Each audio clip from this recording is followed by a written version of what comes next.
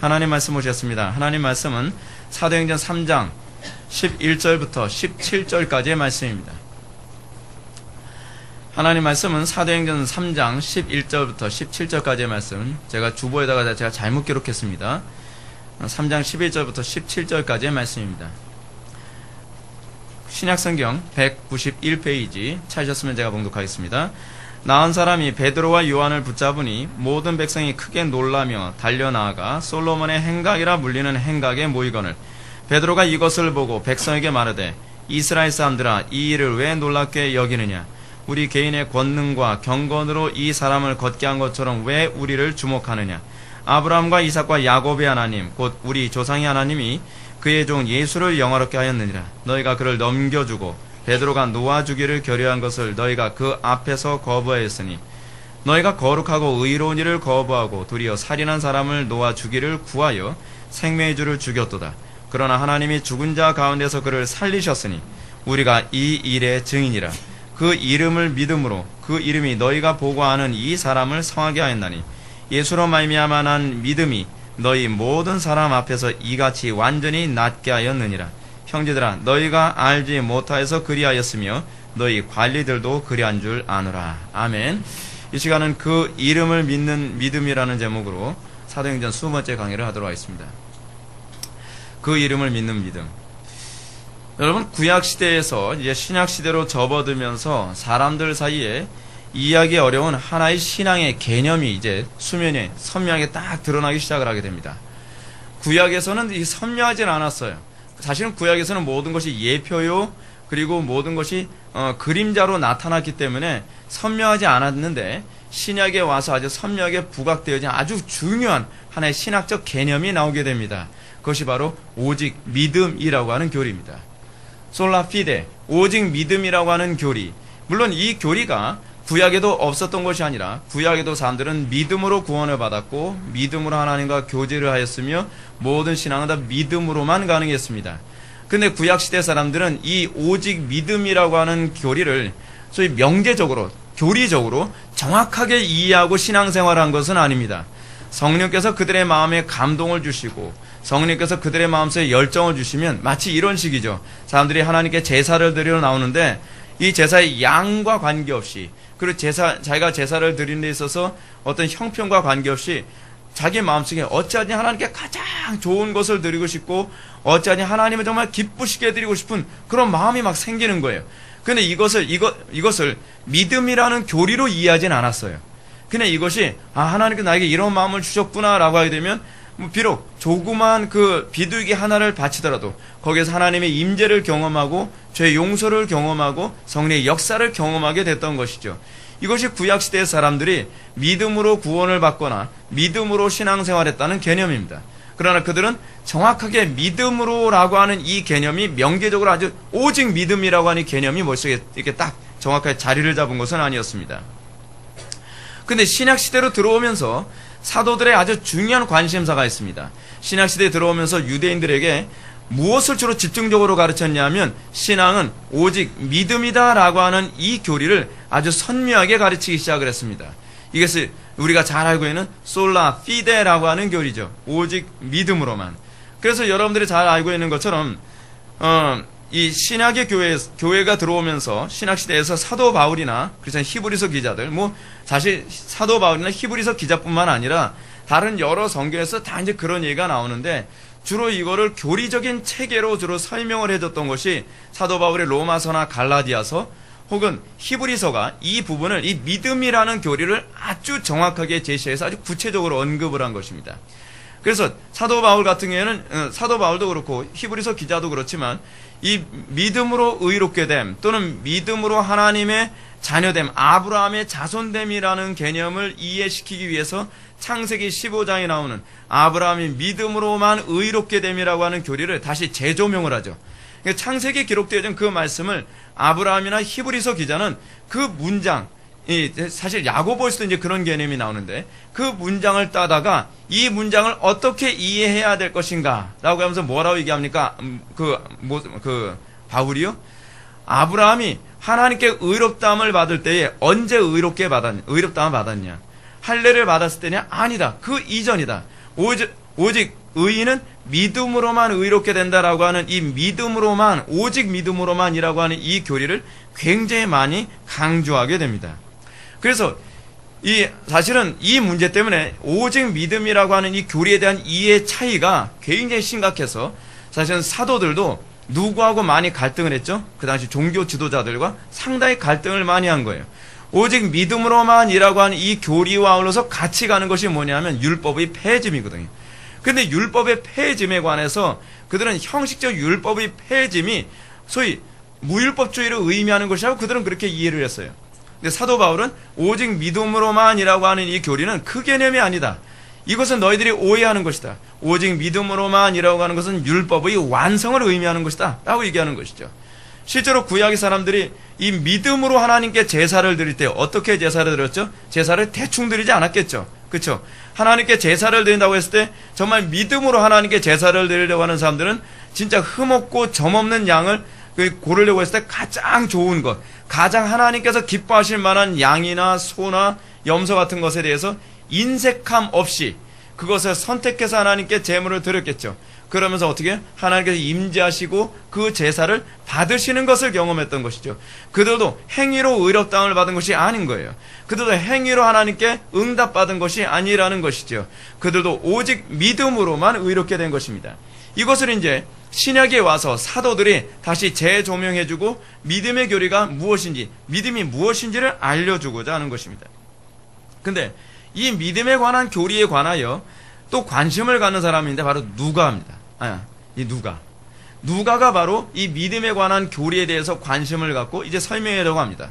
특히 오늘 본문에서 이 누가는 믿음으로 그리스도와 연합됨이라고 하는 교리를 아주 잘 설명해 주는데, 우리가 이 부분과 관련해서 우리가 지난 시간에 살펴봤던 본문을 다시 한번 살펴보면서 누가가 얘기하는 과연 믿음이란 과연 무엇인가라고 하는 이 부분을 오늘 시간 우리가 살펴보는 시간을 갖도록 하겠습니다. 우리가 알고 있는 것처럼 누가가 지난 시간에 우리들에게 언급했던 것은 베드로가 성전, 그러니까 미문이라고 하는 성전 앞에서 구걸하는 한 거린을 나사렛 예수 그리스도의 이름으로 일어나 걷게 한 사건을 기록했던 것을 기억하게 됩니다. 물론 베드로가 수많은 기사와 이적을 행했을 것입니다. 그러나 수많은 기사와 이적 중에서 누가는 의도적으로 오순절날 성령 강림 사건과 그리고 수많은 사람들의 회개 사건을 다루고 난 이후에 똑같은 패턴으로 또다시 베드로가 성전의 미문이라고 하는 문 앞에서 구걸하는 이 날때서부터 걷지 못하는 앉은뱅이를 일어나 걷게 하고, 그리고 난 다음에 설교를 하는 동일한 패턴의 사건을 또다시 다룹니다. 또다시 다루는데, 여러분들 항상 기억해야 될 것은 성경의 기록자들은 베드로가 설교한 걸 액면 그대로 처음부터 끝까지 다 기록하는 것이 아니겠죠. 그렇죠? 베드로가 설교한 내용 중에서 자기가 정말 전달하고자 하는 어떤 교리적 체계와 하나님에 대한 어떤 이해를 돕기 위해서 이것을 하나의 방향성을 가지고 일관성을 가지고 그 부분을 더하거나 감하게 하면서 그러면서 기자의 역할을 감당하는 거예요. 그러면서 이것을 기록한 겁니다. 그래서 여기서 이 베드로가 이 사건을 통해서 과연 베드로는 믿음을 무엇이라고 설교했는가, 그리고 우리는 믿음을 어떻게 이해해야 될 것인가, 그리고 이 믿음이 우리에게 들어왔을 때 믿음은 어떤 방식으로 우리에게 역사하는가라고 하는 것을 누가는 이 사도행전의 오늘 본문 말씀을 통해서 우리들에게 얘기해 주고자 합니다.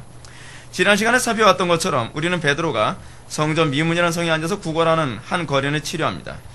여기서 나면서 안전뱅이 된 자를 치료하는 모습을 보고 수많은 유대인들이 놀라서 베드로를 바라보게 됩니다. 사람들이 모여들죠. 근데 여러분, 여기서 베드로를 바라보면 사람들이 모여들었을 때에 베드로가 취했던 태도가 무엇이라 했습니까? 베드로는 더 많은 사람들 보고 자, 다른 병자도 오십시오, 내가 치료해 주겠습니다 라고 하지 않았습니다. 다른 사람들 앞에서 자기 자신을 더 드러내려고 애를 쓰지도 않았습니다. 베드로는 더 많은 기사와 이적을 통해서 다른 사람들 놀래주려고 하지도 않았습니다.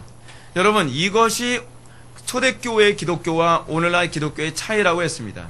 오늘날 기독교는 어찌하든지 사람들 더 놀라게 만들고 사람들에게는 충격을 주려고 애를 쓰고 있습니다. 말씀이 아닌 다른 것을 통해서, 이벤트를 통해서, 사회적 이슈에 참여함으로써 또는 사회 봉사를 함으로써 자꾸 매스컴을 타려고 하고 많은 사람들에게 자기 교회를 뭔가 사람들한테 드러내려고 애를 쓰고 있습니다. 여러분, 오늘날 기독교의 문제가 뭔지 아십니까? 자꾸 내가 몸담고 있는 교회를 광고하려 한다는 사실입니다. 여러분, 기독교는 그런 것이 아닙니다. 자꾸 요즘에 사람들이 어떤 태도를 견지하죠? 기독교는 개척을 하려면 장소가 좋아야 돼. 장사합니까, 지금? 여러분, 장사꾼들도요, 좀 의식 있는 장사꾼들은 뭐라고 얘기하는지 아세요? 음식 장사 잘 되려면 몫이 좋아야 되는 것이 아니라 맛이 좋아야 된다고 생각을 합니다. 그래서 맛이 좋고, 그리고 정말 질이 좋고, 누가 보더라도 괜찮은 음식점은요, 시골 외딴 곳에 있어도 사람들이 막 에쿠스 몰고, 뭐 제니시스 몰고, 뭐 BMW 몰고, 그 먼 데까지 가서 그 한 끼니 식사하러 간다니까요? 그 사람들도 뭘 알고 있는 거예요? 음식 장사는 이 본질로 승부하는 것이지 광고로 승부하는 게 아니라는 거예요. 근데 뭐 좀 의식이 깨어있는 사람이죠, 이 사람은요. 근데 기독교가 이 사람들만도 못한 거예요. 오늘날 기독교인들이 자꾸 뭐라 얘기합니까? 아, 사람들이 교회도 많이 모이게 하려면 어떻게 해요? 새로 입주하는 아파트 단지로 가야 된다는 거예요. 많이 모이게 많이 모이죠. 저는 근데 그런 식으로 모이는 사람들은 와봐야 도대체 어디 무슨 선한 것을 기대하겠나 싶어요. 저는 떠돌이 신자 별로 좋아하지 않아가지고, 제가 먼저 번에도 다른 그 지역에서 개척해가지고서 여기 오기 전에 그쪽에서 아예 간판을 걸질 않았잖아요. 간판을 걸지 않은 이유가 뭐냐면 떠돌이 신자 좀 오지 말라고요. 진짜 진리에 목말라서 정말 하나님의 말씀이 좋아서, 내가 정말 하나님이 좋아서 오는 사람들은 찾아오라고요. 찾아오는 사람들은, 이런 목마른 사람들은 알아서 찾아오거든요. 제가 방금 전에도 제가 광고 시간에 여러분들한테 말씀드렸던 것처럼 진짜 목마르고 정말 그거에 관심을 가는 사람들은 어떻게 해요? 치밀해져요. 그것을 얻을 수 있는 길을 찾아요. 근데 오늘날 한국 교인들은 어떻죠? 뭐 거리가 멀다고 오기 싫다. 저는 거리 멀어서 못 오겠다는 사람 저는 붙잡고 싶지 않습니다. 그리고 뭐 예를 들어서 뭐가 그 차량을 운행하지 않아서 못 오겠다. 그럼 오지 않으면 그만이죠. 그죠? 뭐 여건이 안 돼서 뭐 아직 배가 부른 거죠. 진짜 목말라 보십시오. 진짜 줄여 보십시오. 그거 따지게 생겼나. 여러분, 육신의 욕망을 위해서 여러분 사람들은 외국까지 원정 가서 바람 피고 오는 사람도 있습니다. 아니, 자기가 그것을 정말 추구하고 자기가 원한다고 한다면 여러분 그렇게 추구해야 되는 거 정상 아니겠습니까? 근데 오늘날 어때요? 우리는 몫이 좋아야 된다. 교통이 편한, 뭐 교통 편한 것은 저는 개인적으로 여러분들 기도 생활하는데 유익을 주고 교회 찾아오는데 유익이 되는 차원에서 교통 편한 거 저는 뭐 부정하고 싶지는 않아요. 근데 일종의 마케팅적인 관점 때문에 그렇다고 한다면 그거는 기독교가 아니죠. 로이 존스 목사님이 말씀하셨던 것처럼 신사도 운동이나 은사주의자처럼 뭔가 기사와 이적과 뭔가 이벤트를 통해서 사람들을 긁어 모으는 것, 그것은 사이비 종교의 전형적인 특징이다라고 얘기하고 있습니다. 성경은 그거로 승부하지 않습니다. 성경이 승부하는 건 무엇으로 승부하는지 아십니까? 진리로 승부하는 것입니다. 말씀으로 승부하는 것입니다. 북한에 지금 10만의 그리스도인들이 있다고 얘기합니다. 그들이 기사와 이적 때문에 교회에 몰려든 거 아닙니다. 그 사람들이 그 생명 걸고 목숨 걸고 그들이 지하 교회에 들어와서 예배하고 숨어서 예배하는 그 사람들이 그렇게 예배하는 이유가 뭐냐면 진리 때문입니다. 단 하나, 오직 진리 때문에 그들이 목숨 걸고 예배하고 목숨 걸고 하나님을 찾는 것입니다. 저는 오늘날 기독교가 숫자가 많은 거 가지고서 좀 승부를 안 했으면 좋겠습니다. 오늘날 기독교가 승부를 해야 되는 것은 숫자가 아니라 본질입니다. 본질이 정말 하나님 앞에 단단히 서 있는가에 관한 문제입니다. 베드로도 수많은 사람들이 몰려들었습니다. 수많은 사람들이 몰려드니까 얼씨구나 기분이 좋아지고 들떠가지고서, 자, 요번엔 제가 뭘 보여드릴까요, 여러분? 요번에는 제가 앉은 배가 아니라 손 마른 사람 한번 제가 해볼까요? 손이 불편한 사람 나와보세요. 뭐 간이 안 좋은 사람 나와보세요. 뭐 이런 사람 나와보세요.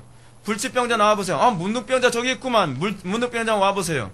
여러분, 그건 기독교가 아닙니다. 그것은 사이비 종교입니다.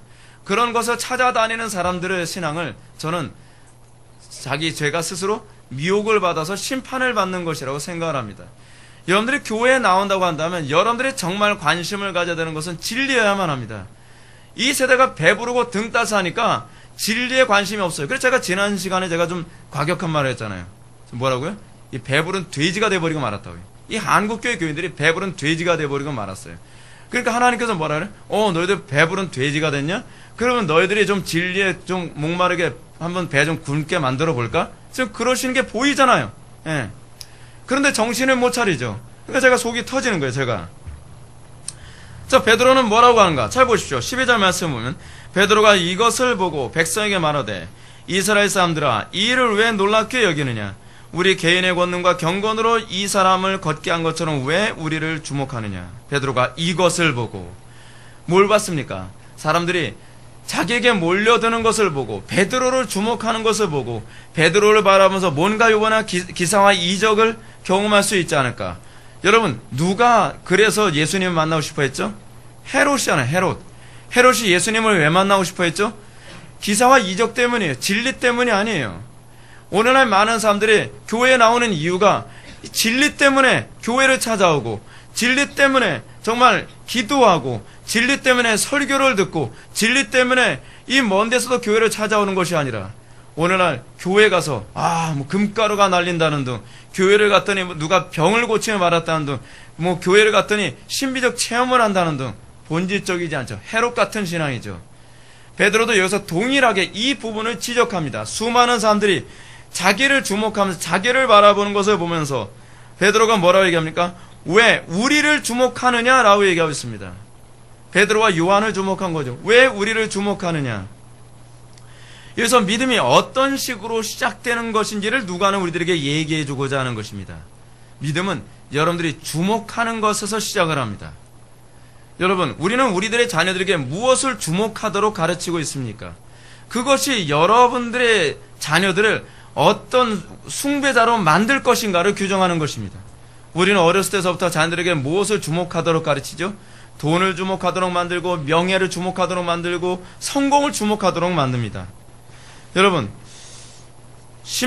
성경은요, 어떤 사람이 복이 있는 사람이라고 얘기하냐면 심령이 가난한 자, 의에 줄이고 목마른 자가 복이 있는 사람이라고 얘기합니다. 왜 심령이 가난한 자, 의에 줄이고 목마른 자가 복이 있다고 얘기하죠? 그래서 가난한 자라고 하는 단어가 무슨 단어라 했죠? 극빈자라고 하는 뜻이었죠. 원래 헬라어의 원뜻이. 심령이 극빈자. 극빈자는 어떤 사람이죠? 다른 사람의 도움 없이는 도무지 살 수 없는 사람. 그러면 여러분, 이 극빈자는 누구를 찾을까요? 누구를 주목할까요? 도울 수 있는 사람을 찾겠죠. 도울 수 있는 사람. 여러분, 거지들이 누구를 주목하죠?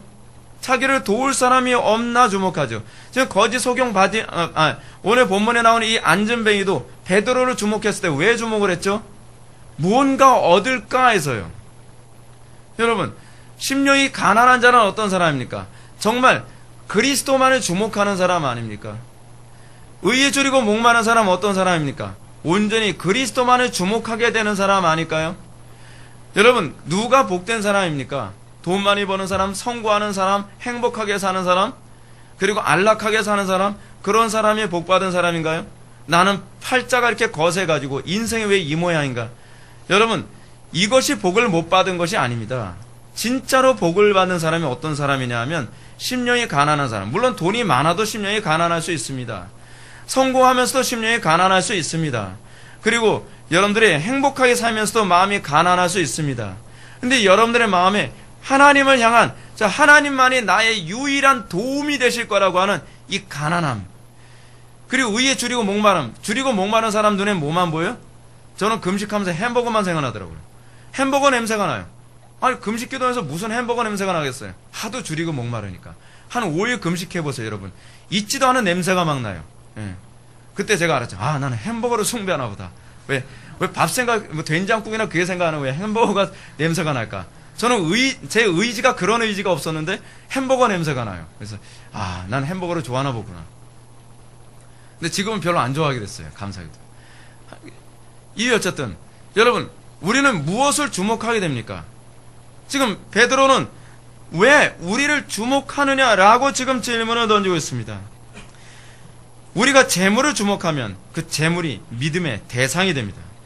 명예와 권력을 주목하면 그 명예나 권력이 믿음의 대상이 됩니다. 마찬가지로 특정한 사람을 주목하게 되면 아십니까? 그 사람이 숭배의 대상이 될 수 있습니다. 특히 베드로처럼 보통 사람이 할 수 없는 엄청난 기사와 이적을 행하는 상태에서 여러분, 나를 주목하십시오라고 한다면 그 사람은 반드시 숭배자가 되죠. 오늘날 여러분, 기독교의 가장 심각한 문제가 뭔지 아십니까? 곳곳마다 교회에서 보면요, 담임 목사가 숭배자가 되어 있습니다. 담임 목사가 거의 교주가 된 교회가 얼마나 많은지 모릅니다. 이거 굉장히 심각한 겁니다. 베드로도 지금 자기가 교주가 될 수도 있다고 하는, 근데 베드로는 나를 주목하지 말라고 했는데 천주교에서는 베드로를 주목하게 만들었죠. 그렇죠? 천주교 바티칸 성당에 가게 되면 어때요? 바티칸 성당에 가면 베드로가 열쇠 들고 이렇게 앉아있는 동상 있지 않습니까? 근데 많은 사람들이 베드로 동상에다가 하도 키스를 많이 해가지고 발이 문드러져 버리고 말았어요. 왜 베드로를 주목합니까? 성경적이지 않습니다. 베드로는 지금 여기서 왜 나를 주목하느냐라고 얘기합니다. 그런 사람들이 있죠. 나는 발을 주목했는데요. 발도 주목하지 마십시오. 여러분, 오늘날 기독교는 목회자를 주목하는 것이 또 하나의 문제가 되어버리고 말았습니다.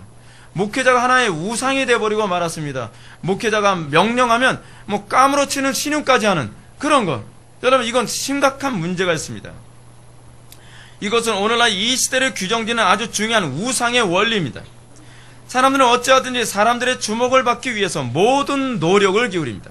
특히 오늘날 인터넷이나 매스컴 또는 영화 같은 것을 통해서 사람들이 이제 누구에게 주목하기 시작합니까? 사람에게 주목하기 시작합니다. 사람에게 주목을 받으면 그 사람을 우리는 뭐라 하냐? 아이돌이라고 얘기합니다. 아이돌이 뭐죠? 우상이란 얘기죠. 많은 사람들이 아이돌이 되려 합니다. 요즘 어린아이들의 꿈이 뭐라고 하니까 네 꿈이 뭐니? 옛날에 네 꿈이 뭐니? 아이들은 뭐예요? 난 대통령 되는 거요. 나는 뭐 사업가 되는 거요. 나는 과학자 되는 거요.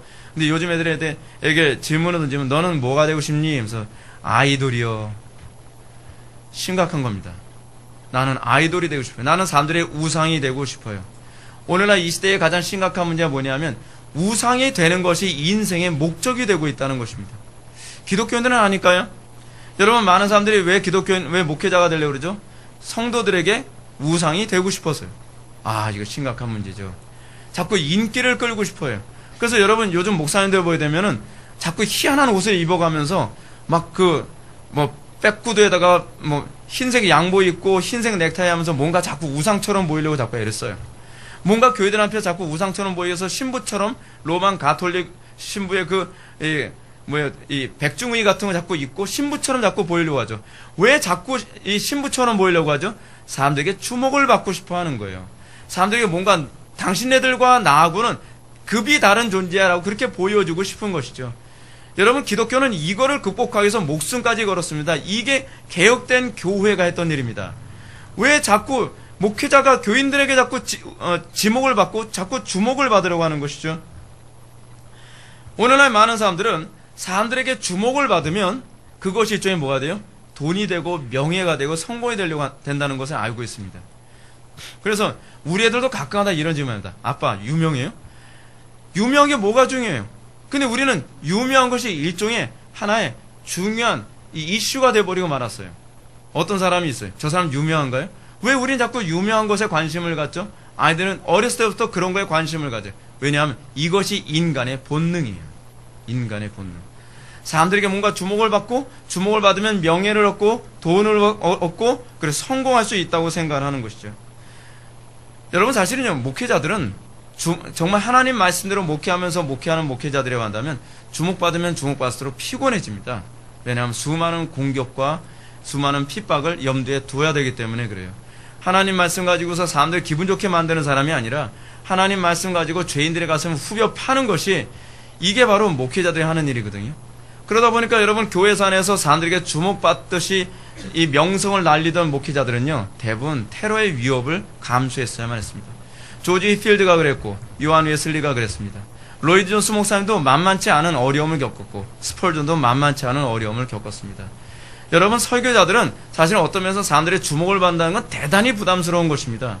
그 사람들 말 한마디 한마디에 대해서 사람들이 이렇다 저렇다 평가를 합니다. 저는 개인적으로 인터넷에 제 설교 올리는 걸 별로 좋아하지 않았습니다. 그래서 우리 지체들하고도 굉장히 고민 많이 했어요. 이거 올려야 되냐 말아야 되냐. 그러다 아무래도 올려야 되겠다라고 판단되어져서 그래서 올리게 된 겁니다. 사람들한테 유명해지고 싶은 마음 별로 없었습니다. 왜냐하면 제가 설교한 거 가지고 자꾸 비판하거든요. 제 설교한 맞다, 틀리다, 뭐가 어땠다, 뭐 너무 공격적이다, 뭐하다. 참 이런 소리 들어가면서 해야 되는가. 어떤 사람은 저한테 갑자기 전화 와가지고서 저보고 뭐 다짜고짜 막 욕을 해대기 시작을 하는 거예요. 당신이 뭐길래 남의 교회 비판하고 막 정죄하냐고. 그래서 어르신 이제 알겠습니다. 전화 끊으시죠. 막 그런 일도 생기고 그러는 거예요. 여러분, 설교자가 사람들한테 주목받기 좋아한다는 것은 그만큼 사람들의 비유 맞추고 사람들을 즐겁게 하는데 힘쓰고 있는 사람이 아닌가라고 하는 것에 관해서 많이 좀 고민해 볼 필요성이 많이 있습니다. 종교개혁자나 청교도들, 그들이 그토록 경계했던 것이 뭐냐 하면 설교자가 사람들에게 주목받는 것입니다. 그래서 이게 사실인지 아닌지 모르겠는데 어떤 분은 이런 얘기합니다. 칼빈이 설교할 때 회중들을 쳐다보지 않고 옆을 쳐다본 설교했다는 말도 있습니다. 왜냐하면 설교에서 사람들이 주목해야 될 것은 설교자가 아니라 누구기 때문에 말씀이기 때문에 그리스도이기 때문에 그렇습니다. 우리는 오늘날 목회자들은 세례 요한이 취했던 태도를 견지해야만 합니다. 세례 요한이 뭐라고 얘기합니까? 그는 흥하여겠고 나는 쇠하여야 하리라. 요한복음에 나오는 얘기죠. 오늘날 설교자들은 내가 우상이 되려고 하는 이 유혹을 뿌리쳐야만 합니다. 오히려 나는 쇠하고 오로지 그리스도만 흥하게 만들기 위해서 내가 지금 이 자리에 서 있구나라는 생각을 해야만 합니다. 오늘날 한국교회, 아니 전세계 목회자들이 이 의식을 가져야만 합니다. 찬송가 323장의 가사를 한번 들어보시죠. 존귀 영광 모든 권세 주님 홀로 받으소서. 멸시천대 십자가는 내가 지고 가오리이다. 이것이 성경이 우리들에게 요구하는 신자됨의 모습입니다. 우리는 항상 하나님의 영광을 드러내고 내가 감춰지는 것입니다.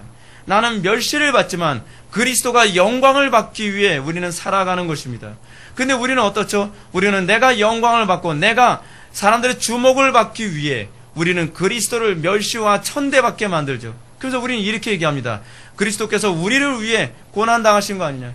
그리스도께서 우리의 풍요와 우리의 만족을 위해서 그분이 가난한 거 아니냐. 여러분, 성경을 어떻게 적용해도 이렇게 엉뚱하게 적용을 합니까? 성경 우리들에게 뭐라 얘기합니까? 아니다. 우리가 이 땅에서 여전히 하나님의 영광을 받고 영광을 돌리고 그리스도 이름이 존귀함을 받기 위해 우리가 멸시와 천대와 십자가 그리고 모든 고난을 감수하도록 부름받은 존재다라고 가르치고 있지 않습니까? 찬송가도 우리에게 그걸 가르치고 있지 않습니까? 근데 어디서 이상하게 배워가지고 그리스도께서 우리의 부유함을 위해서 가난하셨으니 우리는 부유해야 되고 그리스도께서 우리가 명예롭고 우리가 영광스럽게 살기 위해 멸시와 천대받았다고 이런 이상한 논리를 가지고서 사람들을 현혹하고 있으니 이거 어찌하면 좋겠습니까? 그러므로 베드로는 지금 자신들을 주목하고 있는 사람들을 향해서 우리 개인의 권능과 경건으로 이 사람을 걷게 한 것처럼 왜 우리를 주목하느냐라고 질타하고 있습니다. 믿음은 설교자에 대한 신뢰와 설교자에 대한 주목에서부터 출발하면 안 된다라는 것을 지금 얘기해주고 있습니다. 누가요? 누가가요. 누가가 베드로의 설교를 통해서 이러한 메시지를 전달하고 있는 것입니다. 베드로는 믿음이 설교자에게 주목하는 것이 아니라 믿음이 또한 기적과 이적에 주목하는 것이 아니라 믿음은 오로지 그리스도를 주목함으로 생기는 것이라는 것을 얘기하고자 하는 것입니다. 우리는 여기서 사도 베드로가 한 아주 중요한 표현을 기억해둬야만 합니다. 그는 말하기를 우리 개인의 권능과 경건으로 이 사람을 걷게 한 것처럼 왜 우리를 주목하느냐라고 얘기하는 것을 기억하셔야만 합니다. 여기서 베드로는 이 기적이 개인의 권능과 경건으로 이 사람을 걷게 한 것이 아니라는 것을 얘기하고 있습니다. 왜 이렇게 강조하죠? 이 강조하는 이유는 오직 믿음이라는 교리를 선명하게 알게 하기 위해서 그렇습니다.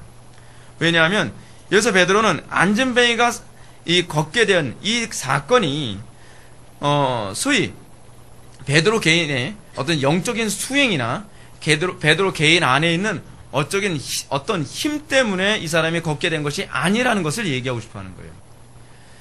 이 개념은 무엇을 염두에 둔 개념이냐 하면 이방 종교에 대한 개념을 염두에 두고 있는 거예요.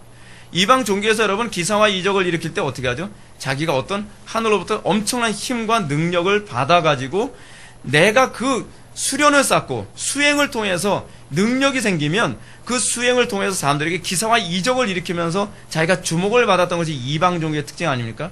오늘날 은사주의 운동의 가장 심각한 문제가 그거 아니에요? 하나님께 능력을 받아서 자기 마음대로 막 능력을 쏜대요. 임파테이션 해가지고서 내가 능력을 상대방한테 아무한테나 전이시켜줄 수 있다는 거예요. 아니 성령님이 물건입니까? 자기가 성령을 주기도 하고 받기도 하고 뭐 그런 관계입니까? 성령 받아라라고 얘기합니다. 그거 다 이방 종교적인 용어입니다. 지금 베드로는 이것을 경고하는 것입니다. 여러분 여기서 베드로가 개인의 경건이란 말을 오해하지 마시죠. 불경건에도 하나님께서 쓰시기만 하면 된다 그 표현이 아닙니다. 여기서 얘기하는 개인의 경건이라는 표현은 종교적 수행에 의해서 이것이 나타난 것이 아니다라고 얘기하고자 하는 것입니다. 여러분 많은 사람들이 자꾸 이 목회자를 샤먼처럼 생각하는 경향이 많이 있죠. 목사님한테 뭐 안수기도 받으면 뭐 특별히도 낫고 뭐 그 목회자 뭐 옷자락에도 붙잡으면 뭔가 날 것처럼 생각해가지고서 뭐 서울의 모교의 그 큰 교회 목사님 지나가면 옷자락에도 한번 잡아올려 막 그러지 않습니까? 그거 다 이런 이방 종교적인 사고방식이 밑바탕에 깔려서 그런 거예요. 그 사람은 수행을 누구보다 더 많이 해서 뭐 항상 이렇게 능력을 몸에다 달고 다니는 사람인 거라고 생각을 하고 있는 것입니다. 굉장히 잘못된 이해입니다. 굉장히 기독교를 이방 종교적으로 이해하고 있는 것입니다. 그래서 그런 사람들은 항상 그리스도를 바라보는 것이 아니라 목회자를 우상시하죠. 목회자를요. 목회자 우상시하지 말라 그러면 또 한국교회 교인들은 목회자 또 천대시하는 경향도 있어요. 그것도 잘못된 거예요, 여러분. 그것도요. 우리나라 사람 자꾸 이렇게 극단으로 가서 좀 문제예요. 그래서 오늘날 은사주의자들 보게 되면 엄청난 금식을 하고 종교적 수행을 통해서 이런 이적을 일으킬 수 있다고 자꾸 생각을 하죠. 기독교 신앙은요, 분명히 기억하십시오. 수행의 종교가 아닙니다. 오늘날 자꾸 기독교를 수행의 종교라고 자꾸 생각을 하니까 로마 가톨릭의 이 피정 같은 제도를 자꾸 받아들이잖아요. 트레스티아스 같은 것도 자꾸 받아들이고, 그 이유가 뭐냐면 기독교가 자꾸 수행의 종교라고 자꾸 착각하기 때문에 그렇습니다. 그건 이방 종교의 특징입니다. 기독교는 수행의 종교가 아닙니다. 기독교는 오로지 믿음의 종교일 뿐입니다. 믿음으로 말미암아 그리스도께서 우리와 함께 하심으로 그의 능력과 권능이 나를 통해 그리스도의 능력이 나타나는 거, 그리스도께서 드러나시는 것 뿐이에요. 근데 우리는 자꾸 이걸 수행이라는 개념으로 자꾸 이해하는 것. 베드로는 이 문제가 그들의 눈빛에서도 그대로 나타나고 있다는 것을 알고 있었던 것입니다. 그래서 왜 이것이 내 능력이나 내 개인의 능력이나 내 개인의 수행에 의한 결과라고 생각하면 나를 주목하느냐라고 지금 질문을 던지고 있는 것입니다. 그러면 이 놀라운 현상이 어떻게 가능하게 됐다는 것입니까? 이것은 바로 믿음의 결과라고 베드로는 얘기하고 싶어하는 것입니다. 그래서 우리는 믿음이 무엇인지 정확하게 이해해야만 합니다. 왜냐하면 우리는 오늘날 믿음을 너무 피상적으로 이해하는 경향이 많이 있기 때문에 그렇습니다. 우리는 믿음을 주로 뭐로 이해하죠? 상대방의 한 말에 대해서 지적으로 수용하는 것. 우리는 그걸 믿음이라고 생각하는 경향이 많이 있지 않습니까? 아, 그래, 알았어. 내가 믿어주겠다니까. 내가 수용한다니까. 근데 여러분, 성경이 얘기하는 그 믿음이라고 하는 단어에 대한 용어는 그런 의미가 아닙니다. 제가 여러분한테 이런 말씀 드렸죠. 성경에 나오는 수많은 단어, 우리가 흔히 사용하는 단어를 차용하여 성경에서는 어떤 교리나 어떤 신학적인 개념을 우리에게 얘기해 줍니다. 근데 그거는 차용한 것 뿐이지 의미가 같다는 건 아닙니다. 우리가 일반적으로 당신과 나는 서로 신뢰하는 관계야 라고 했을 때 그 신뢰하는 관계라는 그 믿음이라는 단어는 성경에서 얘기하는 믿음이라는 단어하고는 사실은 많은 차이가 있습니다. 그래서 우리는 하나의 용어를 성경 안에서 그 용어를 다시 정리해야 될 필요성이 있어요. 그 예를 든다면 제가 여러분한테 단편의 예를 들어서 이런 말씀 드렸죠. 일반적으로 우리가 사용하는 용어에서 이코노믹이라고 하는 단어가 우리는 주로 어떻게 번역된다 그랬죠? 경제라고 이게 번역된다 그랬죠? 신학에서는 이코노믹이 그런 의미가 아니에요.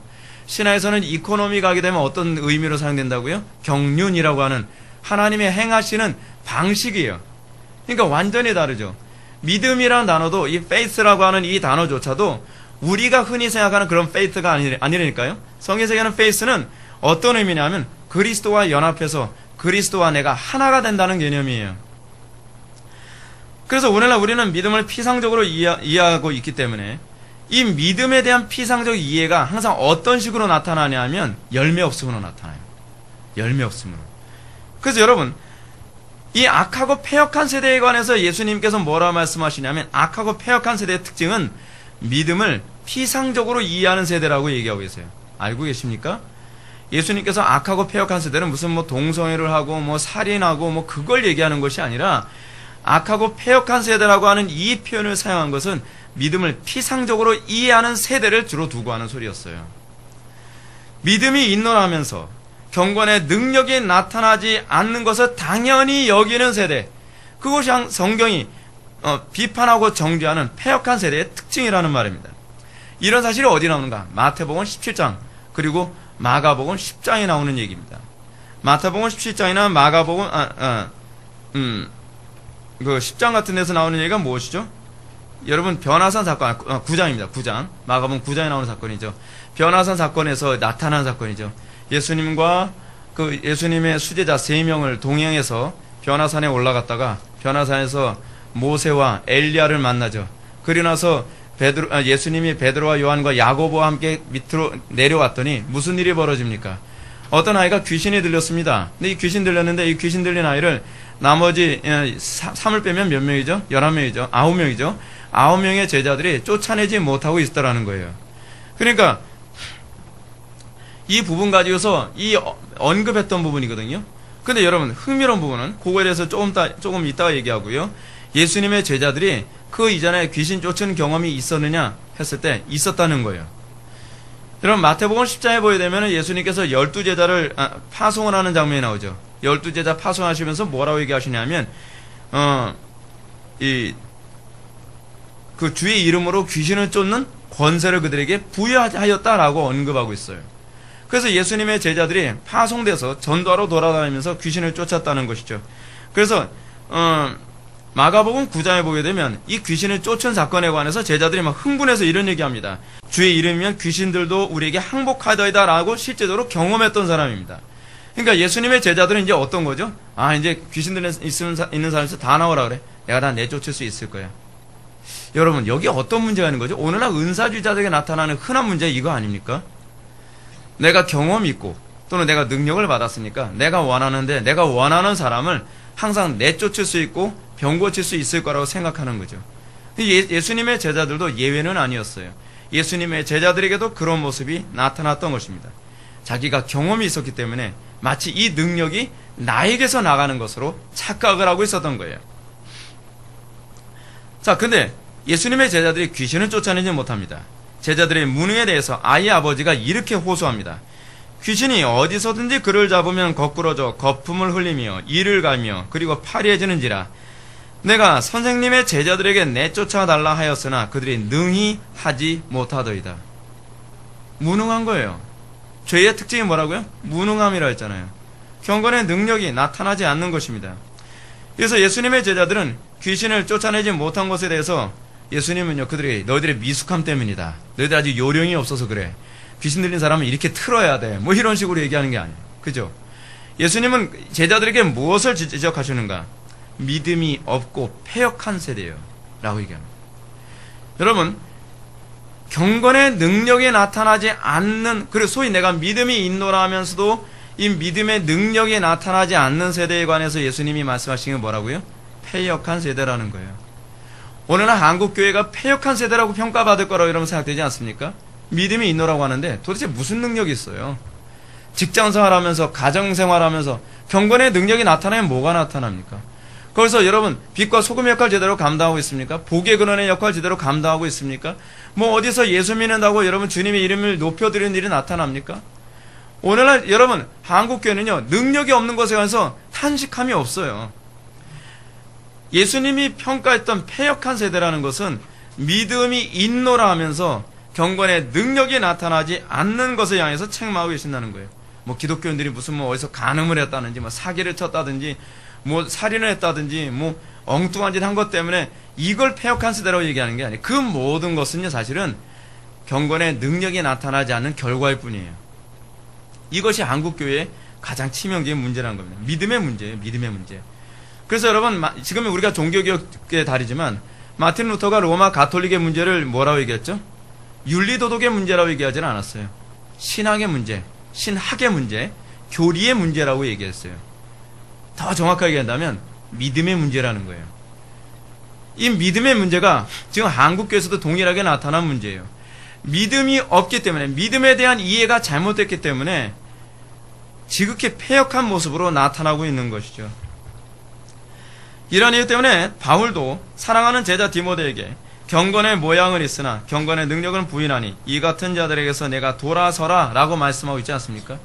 겉으로 경건의 모양은 그럴싸해요. 누가 그랬죠? 바리새인이 그랬죠. 근데 바리새인만 그런가요? 오늘날 기독교들은 안 그런가요?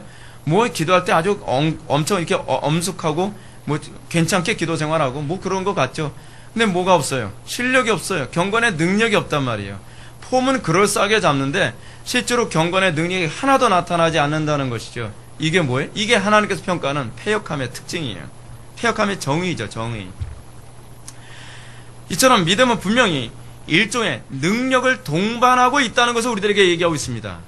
성경이 가르치는 믿음은, 정상적인 믿음은 반드시 능력을 동반하는 것입니다.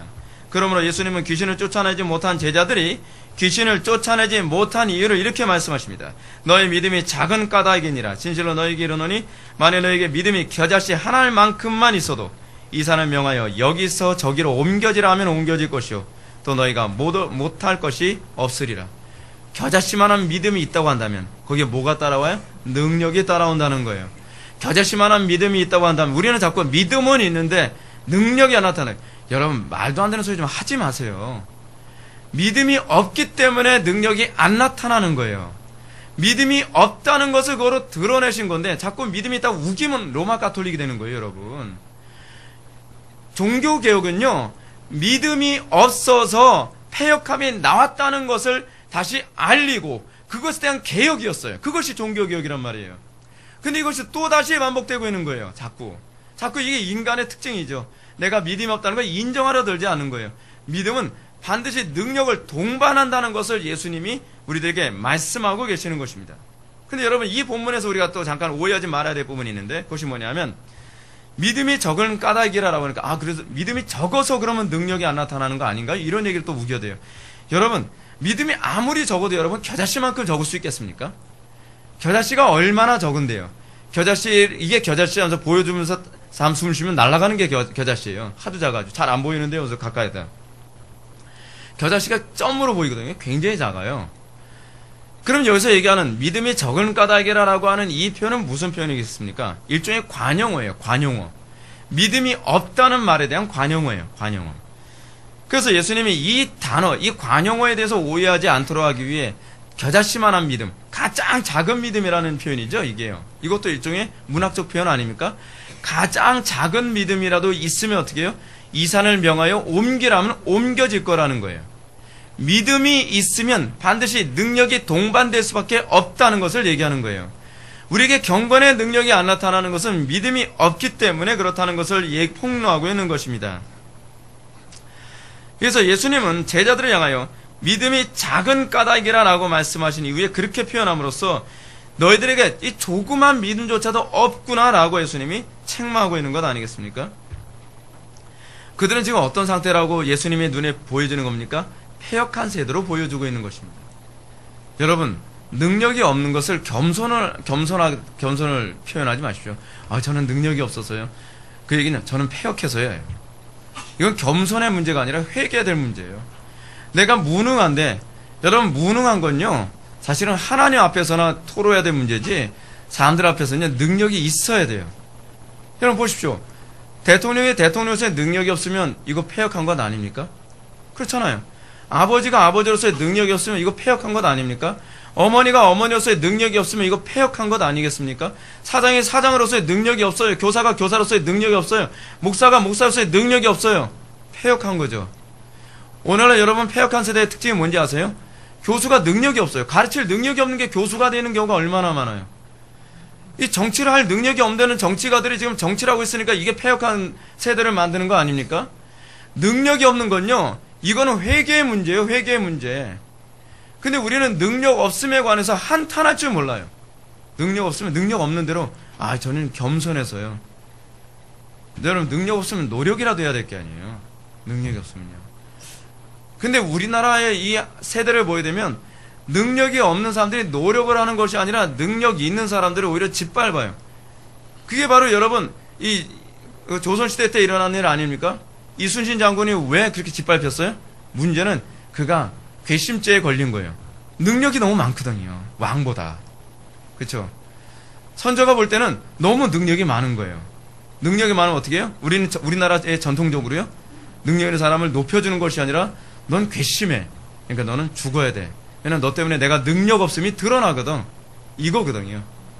능력이 없으면요, 여러분 노력할 생각을 하세요. 하나님께 은혜를 구하세요. 근데 내가 능력 없음을 자꾸 겸손이라는 것을 포장하려 들지 마세요.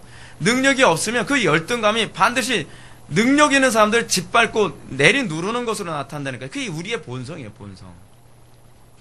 이게 우리나라의 역사이기도 하고요. 그래서 저는 우리나라 역사를 보면 안타까워요.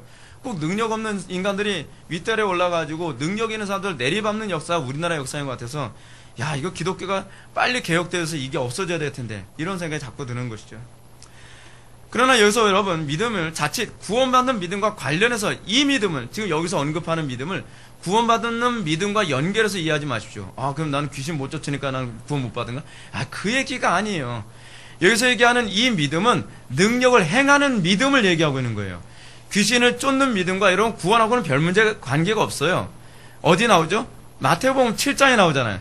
내가 주의 이름으로 귀신도 쫓고 능력도 행하고 병도 고쳤는데 불법을 행하는 자들아 나에게서 떠나가라. 나오잖아요. 이 믿음이 여러분 귀신 쫓는다고 해서 아 그럼 난 귀신 쫓은 경험이 있으니까 난 믿음이 있네? 그 얘기가 아닌 거죠.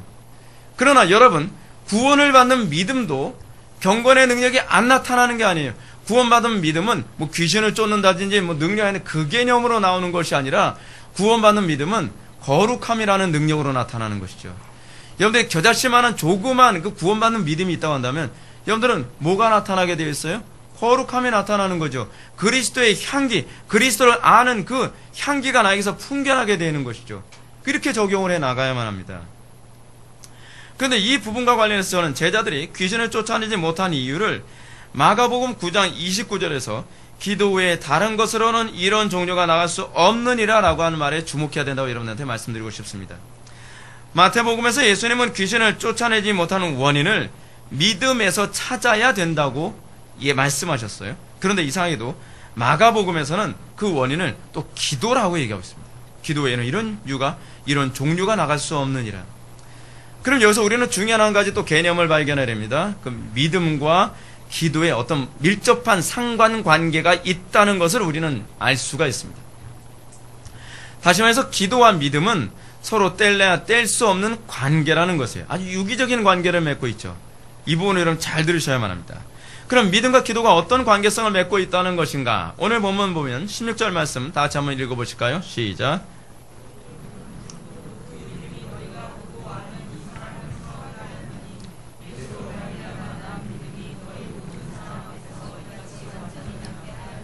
아멘. 그 이름을 믿는 믿음, 그 이름을 믿는 믿음이 과연 어떻게 역사했는가? 지난번에 우리가 살펴봤던 사도행전 2장에서 주의 이름을 부르는 자는 어떻게 해요? 구원을 얻는다고 했죠. 근데 여기서 베드로는 오늘 본문에서도 이렇게 얘기합니다. 그 이름, 다시 주의 이름을 믿는 믿음으로 주의 이름이 너희가 보고 아는 이 사람을 성하게 하였다. 뭔가 필이 오지 않습니까? 이 2장에서는 주의 이름을 믿는 자가 구원을 얻어요. 그렇죠? 주의 이름이 목적이죠. 목적어로 지금 사용되고 있습니다.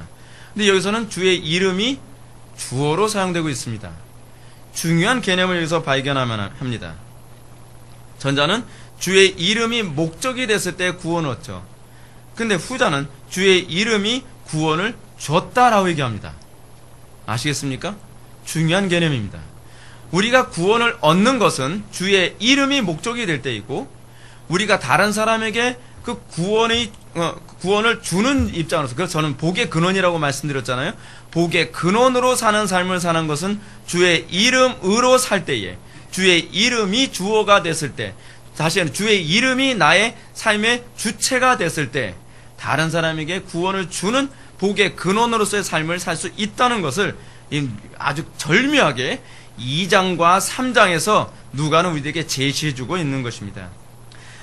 따라서 믿음은 첫째, 주님의 이름을 부르게 하는 것이고, 둘째, 믿음은 주의 이름으로 행하게 하는 것이라는 것입니다. 다른 말로 말한다면 믿음은 우리를 부른다는 걸 우리는 다른 말로 뭐라고 얘기할 수 있죠? 기도하는 것이라고 얘기할 수 있죠. 믿음은 우리를 기도하게 하고, 또 믿음은 우리로 하여금 행하게 하는 것이라고 얘기하는 것입니다. 이런 이유 때문에 제자들이 예수님께 우리는 어찌하여 쫓아내지 못하였나이까? 라고 질문한 것에 관해서 마가복음에서는 기도 외에 다른 것으로는 이런 종류가 나갈 수 없느니라 라고 하였고, 마태복음에서는 믿음이 작은 까닭이라 라고 얘기한 것입니다. 믿음은 날마다 주의 이름을 부르는 기도에 힘쓰게 하며, 믿음은 우리로 하여금 주님 안에서 행하도록 만든다는 것입니다. 이것이 믿음의 양면성이에요. 믿음은 반드시 여러분들이 기도하게 만듭니다. 여러분들이 기도하지 않는다는 것은 믿음이 없다는 것, 믿음의 작용이 일어나지 않는다는 것을 의미해요. 이것 또한 능력 아닙니까? 여러분들 날마다 죽을 때까지 기도 생활을 쉬지 않게 만드는 것은 믿음 때문이에요. 그리고 여러분들이 날마다 그리스도 안에서 행하고 그리스도 안에서 살게 만드는 것 또한 믿음이 하는 작용이에요. 믿음이 하는 이 이중적인 역할은 우리라고 끊임없이 주의 이름을 부르게 만들고 우리라고 끊임없이 주님 안에 행하게 만든다는 사실입니다. 그러므로 믿음을 또 다른 말로 표현한다면 믿음은 그 이름에 거하게 만들 뿐만 아니라 그 이름 안에서 살게 만드는 것이 바로 믿음입니다. 이런 차원에서 믿음은 신학에서 항상 연합이라는 말로 표현됩니다. 믿음은 인간의 행위가 아니라 하나님의 행위예요. 이걸 잊지 마십시오. 내가 믿어준 것이 아니라 하나님께서 우리를 그리스도께 연합시키기 위해 믿게 만드신 것입니다. 그래서 우리는 내가 믿어졌다라고 표현하는 것이지 내가 믿었다라고 얘기하는 거예요. 그렇게 얘기하면 안 되는 것이죠. 그 연합 안에서 우리는 그 믿음이 우리를 그리스도와 연합하게 만들 뿐만 아니라 그 믿음이 우리를 그 연합 안에서 살게 만듭니다. 하나님께서 그래서 우리는 신학에 이렇게 기록한 것을 우리는 기억하게 되죠. 내가 온 것은 양으로 생명을 얻게 하고 또 생명을 더 풍성히 얻게 하려 함이라. 그게 믿음의 역할이에요. 예수 그리스도께서 성령을 보내신 이유는 무엇이냐 하면 우리로 하여금 그리스도 안에 거하게 하는 것뿐만 아니라 단회적으로 한번 거하게 하는 것으로 끝나는 것이 아니라 그 안에서 살게 만드는 거예요. 우리는 이걸 다른 말로 이렇게 얘기할 수 있죠. 우리는 결혼하는 것만이 목적이 아니라 결혼 생활이 목적이라는 말로도 표현할 수 있죠. 이것이 바로 예수 믿는 거예요. 예수 믿는 건 우리를 끊임없이 기도하는 사람으로 만들 뿐만 아니라 우리 끊임없이 그리스도 안에서 살게 만드는 거룩한 삶을 살게 만드는 것. 이것이 믿음의 양면성이에요. 이건 동전의 앞뒤면과 같아서 어느 한쪽 면도 없으면 동전이 아닌 것과 같습니다. 그렇기 때문에 베드로는 이 안진뱅이의 치료 사건으로 놀라서 자신을 주목하는 사람들 향해서 뭐라 얘기합니까? 그 이름, 다시 말해서 예수 그리스도 자체를 주목하라고 얘기하고 있습니다. 누구를 주목하라고요? 예수 그리스도를 주목하라는 겁니다. 여러분들이 설교를 들으면서 설교자 김 목사를 주목하는 것이 아니라 여러분들은 예수 그리스도를 주목해야만 합니다. 이 놀라운 역사는 베드로 자신의 행위가 아니라 그리스도 예수께서 베드로와 연합하여 베드로를 통해 그리스도께서 행하신 일이라고 베드로는 얘기하고자 하는 것입니다. 이것을 베드로는 예수로 말미암아 난 믿음이 너희 모든 사람 앞에서 이같이 완전히 낫게 하였느니라 라고 얘기하고 있는 것입니다. 예수로 말미암아 난 믿음. 믿음이 뭐라고요? 예수로 말미암아 난 것이라고 얘기하는 거예요. 예수가 없으면 믿음도 없어요. 종교 통합을 얘기하는 사람들이 다른 종교도 구원이 있다라고 하는 말은 설득력이 없어요. 지금 베드로가 얘기하는 것처럼 우리의 믿음은 예수 그리스도로 말미암아 나오는 거예요. 예수 그리스도로 말미암아 난 믿음이라고 베드로는 증거하고 있습니다.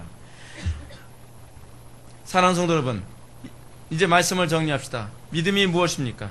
사도행전에서 누가는 믿음은 오로지 그리스도께 주목하는 것에서 출발한다고 얘기합니다. 여러분들이 그리스도를 주목하는 데 실패한다면 여러분들은 믿음이 무엇인지 알지 못할 것입니다. 여러분들이 여전히 세상의 명예와 성공과 쾌락과 세상의 어떤 부귀와 영화, 행복 이런 것에 여러분들의 시선을 떼지 못하고 계속 그것을 주목한다면 여러분들은 믿음이 무엇인지 알 수가 없습니다. 믿음의 시작은 이제 내가 그리스도를 주목함으로 시작되는 것입니다. 그 이름으로 말미암아 믿음이 납니다. 그 믿음이 그리스도로부터 나오는 것입니다. 그러므로 우리는 그리스도를 주목해야만 합니다. 그리고 그 믿음은 우리로 하여금 주의 이름을 부르게 만들 것입니다. 우리는 날마다 주의 이름을 부르고 우리는 날마다 그리스도를 닮기 원하며 우리가 그리스도 안에 있는 그 은혜의 부유함에 참여하기를 날마다 부르짖게 만들 것입니다. 그리고 그 믿음이 우리로 하여금 그리스도 안에서 행하게 만듭니다. 그리스도 안에서 살게 만듭니다. 그래서 성도는 날마다 기도하는 사람이요 날마다 거룩한 사람이라고 표현할 수밖에 없는 이유가 바로 거기에 있는 것입니다. 사랑하는 성도 여러분, 그리스도를 주목하십시오. 사랑하는 성도 여러분, 그 이름이 여러분들을 구원할 것을 믿으시기 바랍니다. 그 이름을 끊임없이 구하시고 그 이름 안에서 살기를 열망하십시오. 이것이 바로 그리스도에 있는 것을 믿으시기 바랍니다. 다시 기도하시겠습니다. 사랑이 많으신 하나님 아버지, 우리 오늘 시간 그 이름으로 말미암아 난 믿음이 무엇인지 다시 한번 살펴보게 되었습니다. 우리가 이 누가의 가르침을 통하여서 믿음을 정리한 것을 우리가 머리로 담는 것으로 끝나는 것이 아니라 묵상케 하여 주시고 이것이 열매를 맺을 때까지 쉬지 않게 하여 주시오며, 그래서 우리의 인생이 온전히 그리스도만을 주목하고 우리가 그리스도를 부르며 우리가 그리스도 안에서 사는 그런 믿음의 사람 될 수 있도록 은혜 베풀어 주옵소서. 예수님의 거룩하신 이름으로 기도 올렸나이다. 아멘.